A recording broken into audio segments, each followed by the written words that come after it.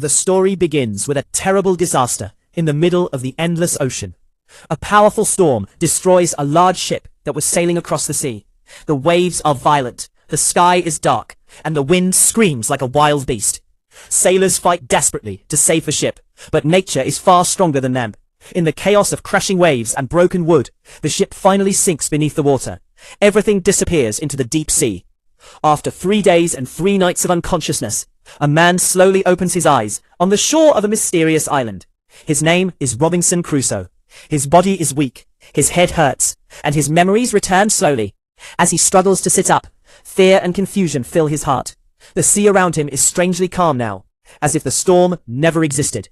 But when Robinson looks toward the water, his heart breaks. Floating in the distance are the lifeless bodies of his companions. The men he traveled with are now gone forever. The realization hits him like a hammer. The ship has sunk, the crew is dead, and he is the only survivor. For a moment, Robinson cannot move. The loneliness of the ocean surrounds him, making the island feel like a prison. Still, he forces himself to stay strong. One by one, he pulls the bodies of his companions from the water, and buries them on the shore with respect. It is a painful task, but Robinson knows it must be done. As the sun sets, darkness spreads across the strange island. The jungle becomes silent, yet that silence feels frightening. With no shelter, and no idea about the dangers around him, Robinson spends his first night sitting high on a tree branch. Every sound of the forest makes him nervous. The wind moves through the leaves, strange animals cry in the distance, and Robinson realizes how helpless he is in this unknown land. The next morning, hope appears unexpectedly. While exploring the beach, Robinson sees something in the distance, the remains of his ship stuck between rocks near the shore. The sea has pushed the broken vessel closer to the island. Robinson immediately understands that this might be his only chance to survive. With great effort, he swims toward the damaged ship. Climbing onto the wreck is difficult, but he manages to reach the deck. As he searches through the broken cabins for food and supplies, a sudden sound shocks him. A dog is barking inside one of the rooms. Robinson quickly grabs an axe and breaks the locked door. As the door crashes open, a familiar dog runs toward him with excitement. It is Simba, Robinson's loyal companion from the ship. Seeing Simba alive fills Robinson with relief. In a place where everything seems lost, this small miracle gives him strength. Robinson quickly begins collecting whatever he can find before the ship sinks completely. He gathers guns, tools, ropes, food supplies, and wooden materials. These items could mean the difference between life and death. Using pieces of wood and ropes, he builds a small floating platform to carry everything back to the island. After hours of struggle, Robinson and Simba finally return safely to the shore. But when Robinson examines the supplies, a harsh truth becomes clear. The remaining food is barely enough for a short time. If he wants to survive longer, he will need to learn how to live on this island. Determined to understand his situation, Robinson begins exploring the land. He walks through dense forests, climbs rocky hills, and searches for any sign of civilization. Perhaps there are people living somewhere nearby. Perhaps ships pass this route. But when he finally reaches the highest rocks overlooking the sea, the truth becomes painfully clear. There is nothing. No villages, no ships, no signs of life. Only the endless ocean surrounding the island from every direction. For a moment, Robinson feels completely defeated. The reality of his situation sinks deep into his heart. If no ships travel here, the chances of rescue are extremely small. But Robinson refuses to give up hope. Every day he climbs the same rocks and watches the horizon for hours, hoping to see a passing ship. Days slowly turn into weeks, yet nothing changes. One day, while Robinson and Simba are collecting fruits near the beach, Simba suddenly begins barking loudly toward the sea. At first, Robinson ignores it, but then he looks up. Far in the distance, a large ship is sailing across the water. Hope explodes inside him. Robinson runs desperately toward the shore and fires his gun into the sky as a signal. He shouts, waves his arms, and fires again. But the ship is too far away. The sound of the gun disappears into the wind and waves. Slowly, the ship vanishes beyond the horizon. Robinson stands silently on the shore, watching his last chance disappear. The weight of loneliness crushes him. Simba sits beside him, whining softly, almost as if the dog understands his pain. At that moment, Robinson realizes something important. Waiting for rescue will not save him. If he wants to live, he must build a life here. With determination, Robinson chooses a safe area near the forest and begins building a shelter using wood, branches, and ropes from the ship. Day by day, he slowly improves his small home. He learns to hunt animals, gather fruits, and fish from the sea. Life on the island begins to follow a routine. Every morning, Robinson wakes up with the sunrise. He searches for food, repairs his shelter, and explores new parts of the island. In the evening, he sits near the shore, watching the sunset, hoping that one day a ship might appear. Months pass. Then years. Robinson begins writing his experiences in a diary, and sometimes even carves memories into pieces of wood. Simba remains his closest companion during these lonely years. Without the dog, Robinson might have lost his sanity. But loneliness is a powerful enemy. Every night, Robinson thinks about Mary, the woman he loves back home. He wonders if she still remembers him. Perhaps she believes he is dead. Perhaps she has moved on with her life. These thoughts slowly fill his heart with sadness. Then, one day, something unexpected happens. While walking along the beach with Simba, Robinson suddenly notices something strange on the sand. A footprint. Not an animal's footprint, a human footprint. Robinson freezes in fear, because he knows one thing for sure. That footprint does not belong to him, and that means one terrifying possibility. Someone else is on this island, or something far more dangerous. The moment Robinson sees the strange footprint on the sand, a cold wave of fear runs through his entire body. For years he believed he was the only human living on this island.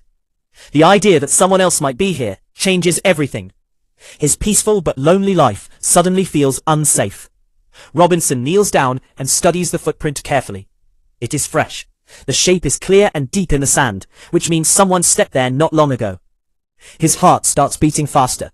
He looks around the empty beach, scanning every direction.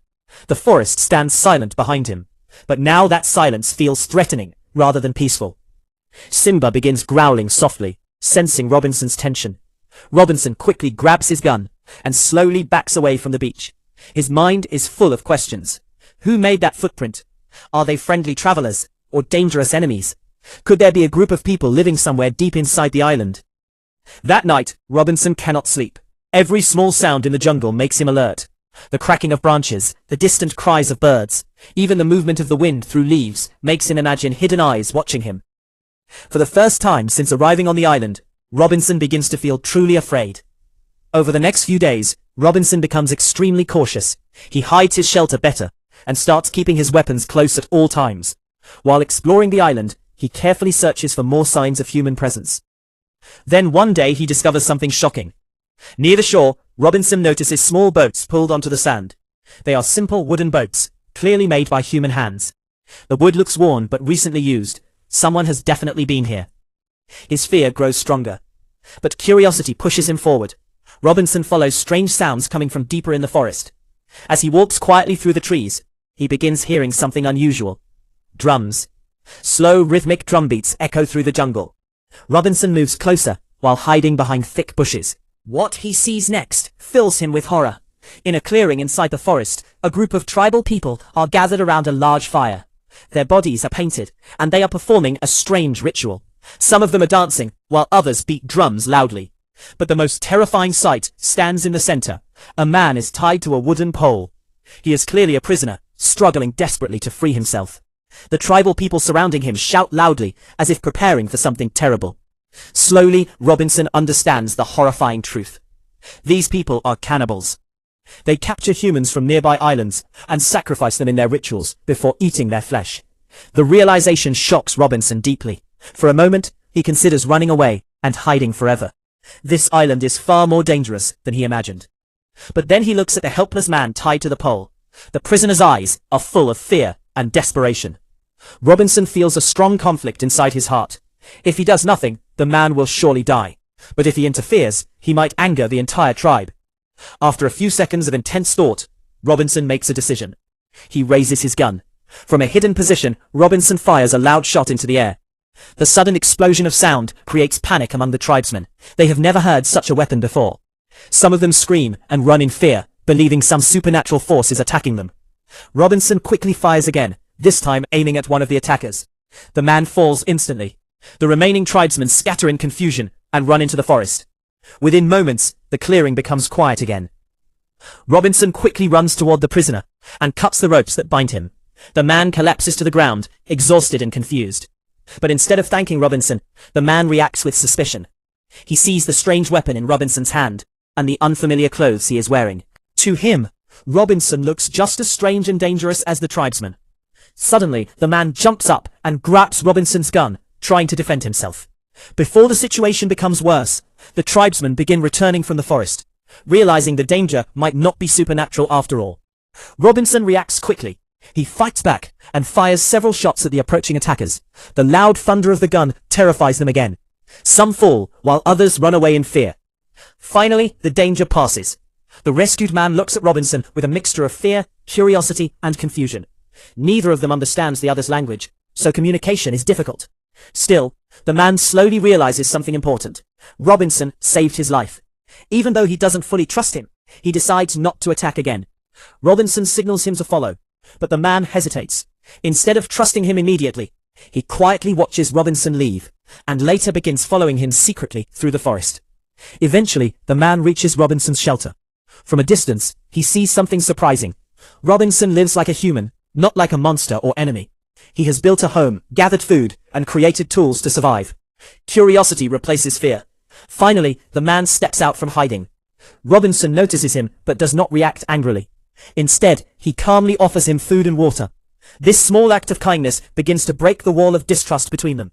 Since Robinson cannot pronounce the man's real tribal name, he decides to give him a simple name, Friday. The name comes from the day Robinson rescued him. At first, their communication is difficult. They use gestures, simple sounds, and expressions to understand each other. But slowly, over time, they begin learning parts of each other's language. Days turn into weeks. Robinson teaches Friday how to use tools and weapons. Friday teaches Robinson about the island and the ways of survival in the jungle. Together they hunt animals, fish in the sea, and gather fruits. For the first time in many years, Robinson does not feel completely alone. A strong friendship begins to grow between them. They laugh together, work together, and share stories in their limited language. Friday becomes not only a helper, but also a true companion. But even as life becomes peaceful again, danger still exists on the island. One evening, while they sit together near the fire eating food, Friday draws a strange symbol on the ground. It represents his god and the beliefs of his people. Robinson watches with confusion and then laughs lightly, not fully understanding its importance. He tries to explain his own religion and shows Friday a Bible he saved from the ship.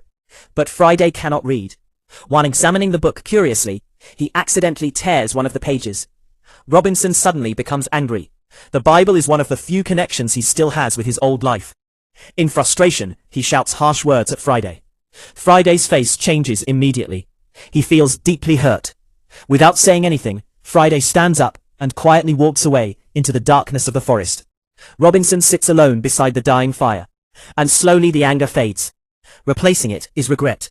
He realizes he may have just destroyed the only friendship he has in this lonely world, and the silence of the island feels heavier than ever before.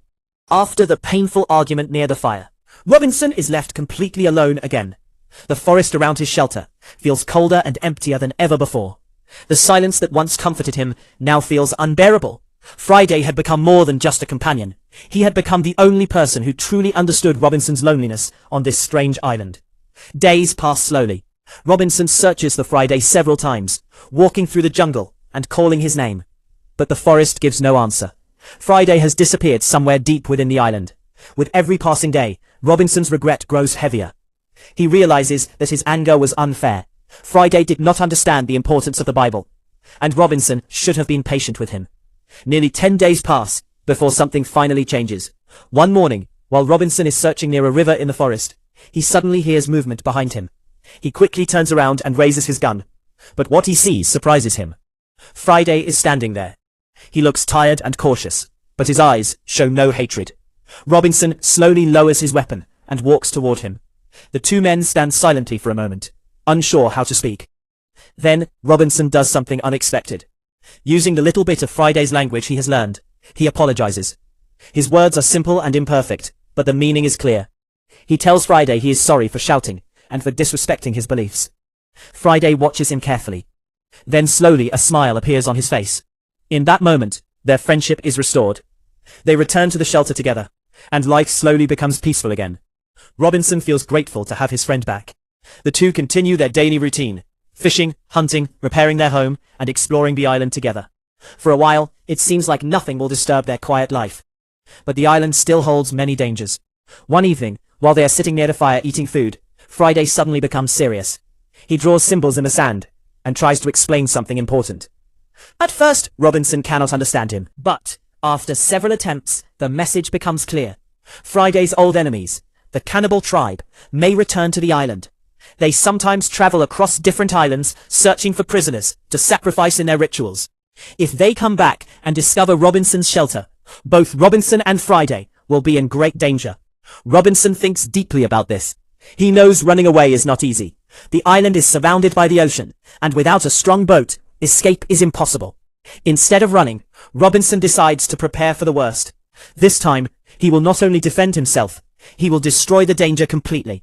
Using the remaining ammunition and gunpowder from the ship, Robinson and Friday begin creating a trap inside a large cave near the beach. They carefully place explosives and prepare a system that can trigger a massive explosion if the tribe gathers inside the cave. It is a risky plan, but Robinson believes it is their best chance to end the threat once and for all. Days pass while they prepare the trap. Finally, one morning, Friday suddenly notices something on the horizon. Small boats are approaching the island. The tribe has returned. Robinson and Friday immediately hide near the cave and wait silently. Their hearts beat fast as the cannibals arrive on the shore and begin their usual ritual preparations. Just like before, the tribe gathers near the cave with drums and loud chanting. They bring prisoners with them, preparing for another sacrifice. Robinson watches carefully from his hiding place. Everything is going according to the plan. When the tribe moves deeper into the cave, Robinson prepares to ignite the fuse that will trigger the explosion. But suddenly, something unexpected happens. Simba sees the burning fuse. Thinking it is dangerous fire, the loyal dog runs toward it. Robinson immediately realizes what is happening. He shouts and runs forward, trying to stop Simba, but it is too late. Within seconds, a massive explosion shakes the entire island. The cave collapses with a thunderous roar. Rocks crash down, fire spreads, and the entire tribe is destroyed inside the explosion. For a moment, everything becomes silent. The danger that haunted the island for years is finally gone. But the victory comes with a terrible cost. When the smoke clears, Robinson sees Simba lying motionless near the destroyed cave. The brave dog who stayed with him through years of loneliness is gone. Robinson's heart shatters. He slowly walks towards Simba and kneels beside his loyal companion. Memories of all the years they spent together flood his mind. The lonely nights, the endless days of survival. The comfort Simba gave him when no one else was there. With deep sadness, Robinson buries Simba near their shelter. He places stones and flowers over the grave as a sign of respect. Friday stands quietly beside him, understanding how much the dog meant to Robinson. But even after the tribe's destruction, Friday remains worried.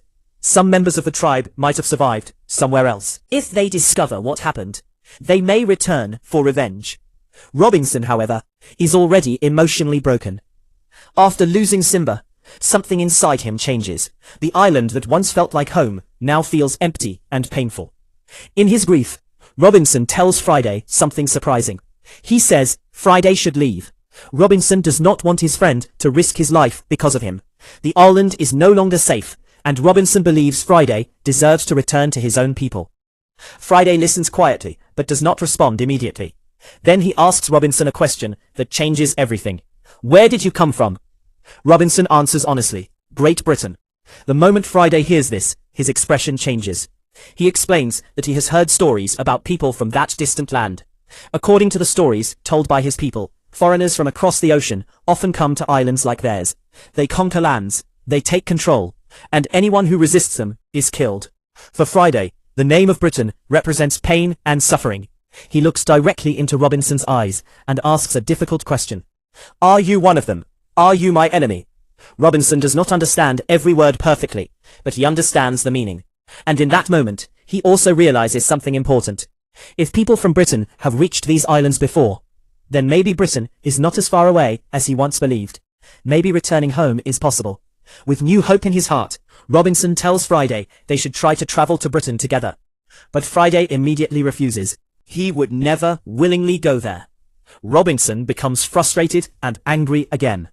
In his pain and desperation, he says harsh words without thinking. Friday's face slowly hardens. For the first time, he begins to wonder if Robinson ever truly saw him as an equal friend.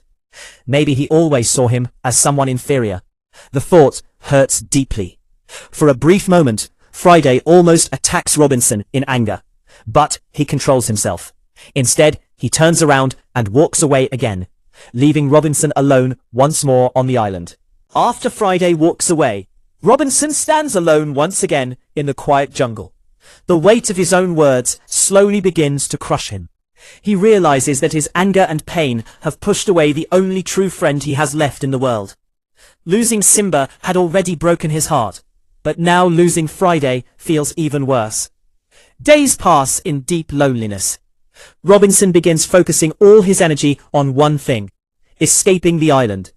If he cannot fix the damage in his friendship, then perhaps he can at least return to the world he once belonged to. With determination, he starts building a large wooden boat using trees from the forest.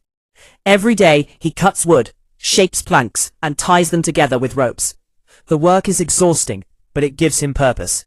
Robinson believes that if he can finish the boat, he might finally sail away and find his way back home. But while Robinson is working alone near the shore one afternoon, he hears footsteps behind him. When he turns around, he sees someone standing between the trees.